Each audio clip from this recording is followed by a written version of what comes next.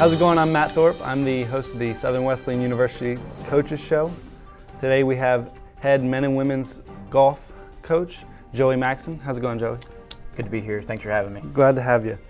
Joey, we're going to jump right in. What does a practice for golf look like? Do you focus more on mechanics or conditioning? How might it differ closer to tournaments or, with tournaments a few weeks out? That's a good question. It varies quite a bit. We tend earlier in the year to do a little bit more conditioning than we do, on-course work, especially in the fall. The fall is our non-championship segment, so we're kind of limited on days by NCAA rules. So we'll spend a lot more time playing and doing conditioning in the fall. And in the spring, we kind of move a little bit more into mechanics. When the players get here in the fall, I like to kind of just not make any big changes with their mechanics because they usually already have a pretty good set of mechanics that they've played with over the summer and have played summer tournaments with. So we really don't mess a whole lot with that. We want to try to keep them playing as well as they can going into the fall tournament season, which starts pretty quickly. So, but it varies quite a bit. Like I said, we will do conditioning usually a couple times a week, play at least 3 or 4 times a week, sometimes even more than that if we're qualifying for a tournament. But I like to keep it varied, just to kind of keep them off balance. That way they don't ever get used to the same thing all the time. Cool. You mentioned that you play in the fall and in the spring. Your championship season is the spring, but you've got tournaments throughout the fall. The NCCA finals was in the fall this year, and you got conference finals coming up towards the end of the spring. What does the season look like for you guys so far? You've had Ryan Burke finish 6th. Your men finished 3rd overall at the NCCA finals. Claire Page, she came in 6th at a tournament earlier this spring. How have you seen your players grow throughout the year? It's been unbelievable. I mean, we've got very young teams, both the men and the women. I've got 4 freshman guys, 4 freshman girls, and pretty much all of them have seen significant action as part of the lineup. So it's been really neat to see them from day one up until this point now, and kind of see who's emerging, as team leaders. And Ryan Burke is one that you mentioned with the guys team. Had a great fall. Concluded it very well with a 6th place finish at NCCAAs down in Panama City, Florida. He's definitely kind of become a team leader. Another one is Ty Campbell, one of our other freshmen on the men's team that's played very well. Ty leads the team in scoring average and in top 10s for the season. So he's been another one that's been very good. Same thing with the girls. One of our team leaders has been Chelsea Stillwell, who's a freshman from Gainesville, Florida. She's been awesome, very consistent. When she plays well, we usually play well. Morgan Riley's another one that's done very well.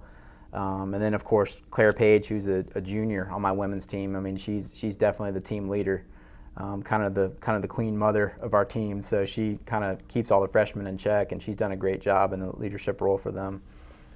So is there a difference between the preparation that you put in for the men's team and the women's team, or they pretty much do a lot of the practicing together? I try to keep them separate as much as I can. I want them to feel like, separate teams, like their own teams. Practices honestly are fairly similar.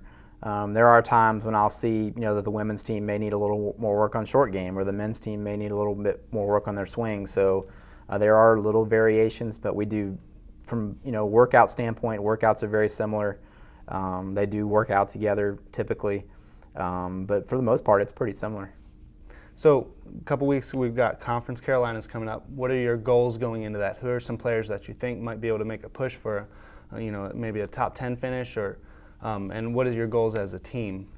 I'd say as a team, I think both my teams were picked kind of near the back of the bus in preseason polls for conference.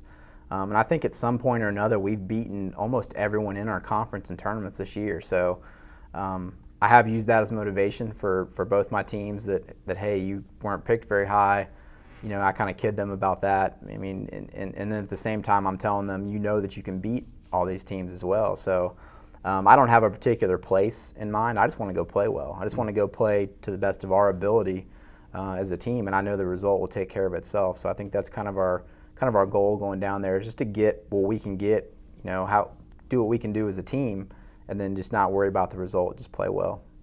So beyond Conference Carolinas, we're looking at next year.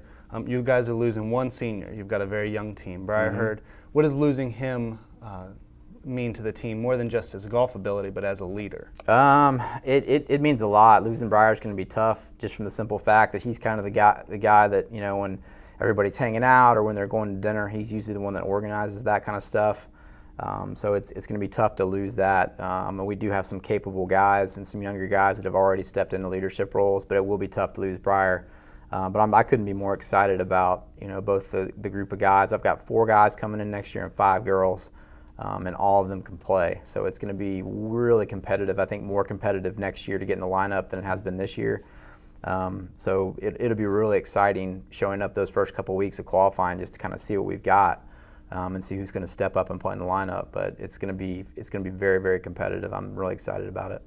So what does recruiting actually look like for golf? Do you go out and you're seeking specific players or skill sets that you can build on? What does that look like? I like to see kids play as much as I can. Obviously, I've got kids from all over the world on my team, all over the country, so that's not always possible. So realistically, I end up watching a lot of video. I do like to get out to tournaments and see how they interact with their parents. Most importantly, I like to see how they handle adversity.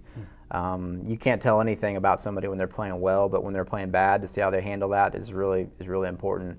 But it starts, you know, I'll have, at the beginning of the year, you know, I'll have a pool of probably 50 or 60 guys and girls that I'm kind of looking through, that I've identified that, hey, these are the kids that I really want to narrow it down to. And from there, I just start kind of, you know, eliminating based on either grades or scores or kids that I just don't feel like are a fit. So, you know, from that point, it works its way all the way down.